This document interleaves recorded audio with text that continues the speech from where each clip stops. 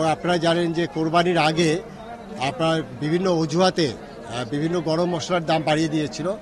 এই একই গরম মশলা এখন কিন্তু সবাই দাম কমিয়ে দিয়েছে এবং এখন কিন্তু ডলারের যে কথা তারা বলতো, অজুহাত দেখাতো, এখন কিন্তু ডলারের দাম কমে নাই। কিন্তু সেই আগে যে কোরবানির আগে যে মশলার যে খরচ, সেই একই খরচ কিন্তু আমাদের যারা ইম্পোর্টার তাদের, কিন্তু তারা এখন কিন্তু দাম কমিয়ে গেছে। তাহলে বোঝা যাচ্ছে কি যে কেউ কেউ এই মশলার বাজার অস্থির করেছিল।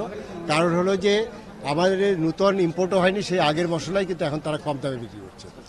এর বাইরে আমরা এখানে দেখলাম যে প্রতিটা দোকানে খোলা হলুদ মরিচ বিক্রি হয় এবং সেই হলুদ মরিচের যেখানে ভাঙায় সেখানে গিয়ে দেখলাম একটি দোকানে, সেখানে বস্তায় বস্তায় মরিচ এবং হলুদ, এবং সেখানে যেটা দেখলাম সেখানে পুরোপুরি অস্বাস্থ্যকর পরিবেশে, অর্থাৎ এটি যে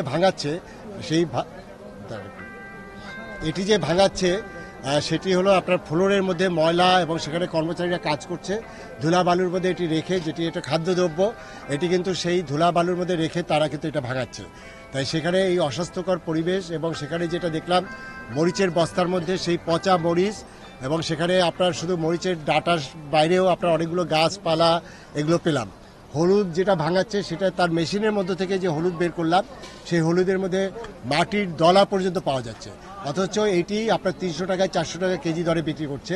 এবং সেই প্রতিষ্ঠানকে এই অস্বাস্থ্যকর পরিবেশে এটি ভাঙানোর জন্য আমাদের ভোক্তা আইন অনুযায়ী আমরা সতর্কতামূলক 5,000 টাকা জরিমানা করে